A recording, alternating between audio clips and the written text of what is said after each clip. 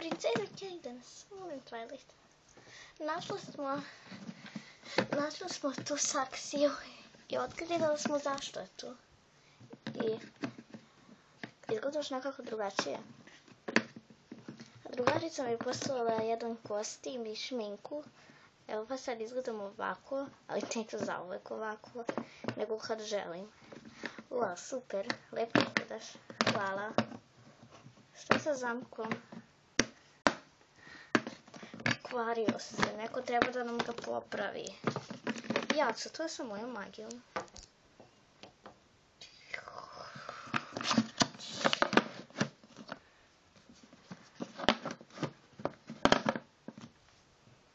Hvala, Twilight.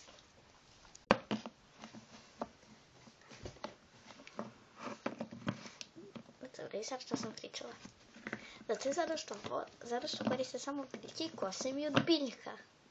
Nisam mogla da poverujem, ali dobro, poverovala sam im zato što sam videla da im je kosa od biljka. Wow.